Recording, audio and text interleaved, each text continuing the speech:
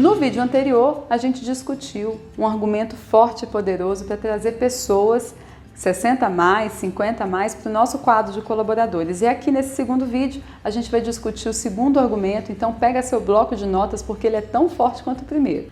Todas as vezes que a gente se estimula a colocar uma pessoa madura no quadro de colaboradores, a gente também aprende a rever as nossas estruturas de RH de uma forma mais sistêmica. O que isso quer dizer na prática? Nós temos por tendência histórica olhar para as caixinhas de RH de forma completamente isolada. Recrutamento e seleção, treinamento e desenvolvimento, clima organizacional, saúde e segurança do trabalho, comunicação interna. Essas caixinhas e tantas outras que a gente pode descrever funcionam e tendem a funcionar muito bem, mas a gente tem uma história com elas de isolamento, mesmo quando tem um executivo, uma liderança que leva os seus indicadores para as discussões estratégicas influenciando o negócio.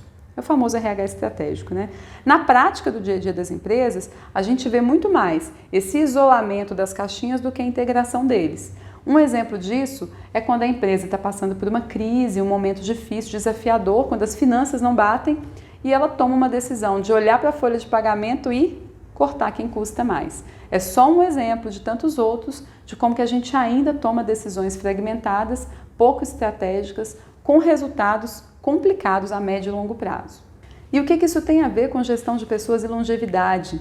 É só imaginar que uma pessoa madura questiona toda essa estrutura. Se a gente tem a premissa de que alguém mais velho vai ter, por exemplo, um custo maior de saúde, é importante começar a se rever, viu?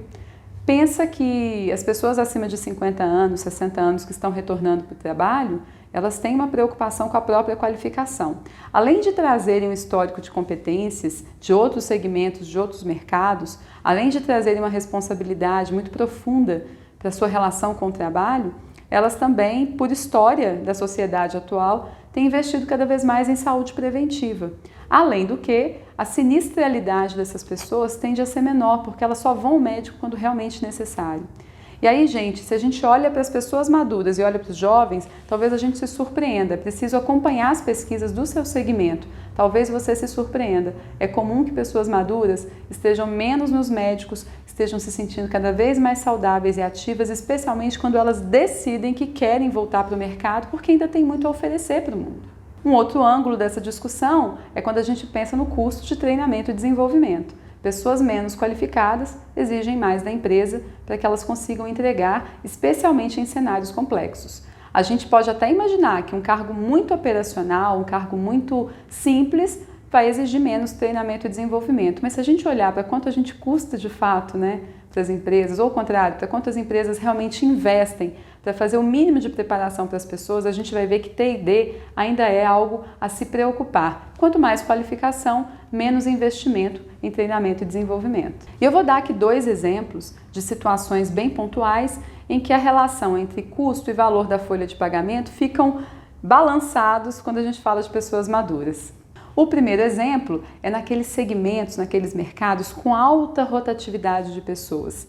Nós sabemos que alguns segmentos têm taxas elevadas de rotatividade e a gente costuma achar que isso é natural. Bom, mais do que natural, a gente também pode começar a questionar por que eu preciso de uma ala inteira de pessoas, de recursos humanos, para movimentar uma máquina intensa em que eu gasto muito para recrutar, gasto muito para selecionar, gasto muito para treinar e quando essa pessoa está minimamente preparada, ela troca a minha vaga para uma outra que cobra um pouquinho, aliás, paga um pouquinho mais ou que dá um benefício um pouco maior.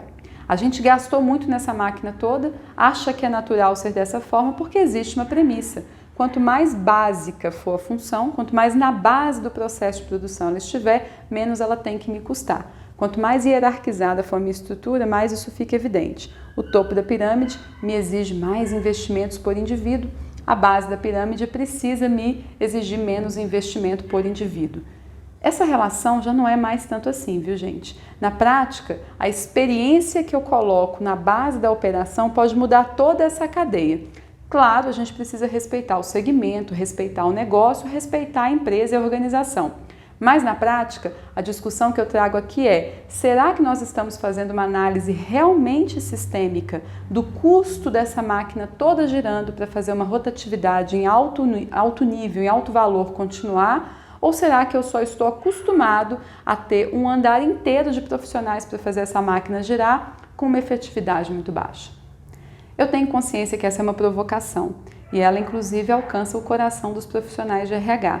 Se a tendência de transformar colaboradores em fornecedores se efetivar como já vem acontecendo, provavelmente o próprio setor de RH vai ter que se reinventar, porque a probabilidade da gente manter estruturas inchadíssimas para um processo de atração e retenção de talentos que não funciona é mínima. Você, RH, que faz parte desse circuito, precisa acompanhar de perto e ver quais são as mudanças que precisam ser feitas na organização e em você como profissional para a gente trazer mais efetividade, mais retorno sobre os investimentos.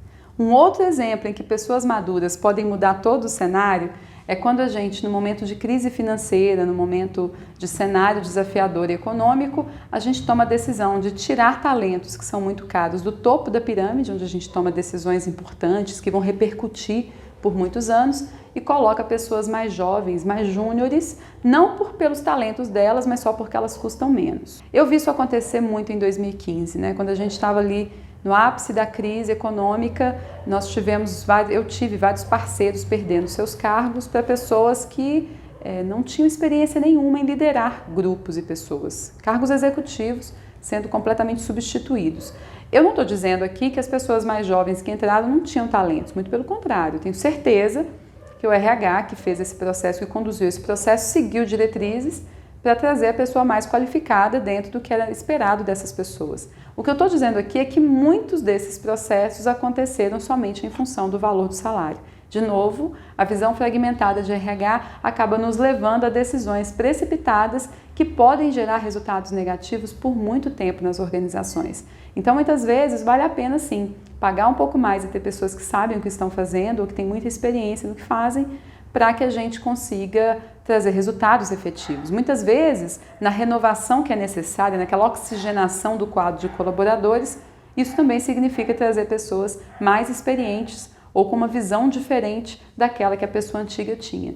Ou seja, não tem uma fórmula precisa para tudo. O que tem aqui é, não tome decisões somente em uma caixinha de RH, porque provavelmente essa visão, essa decisão vai ser fragmentada e precipitada.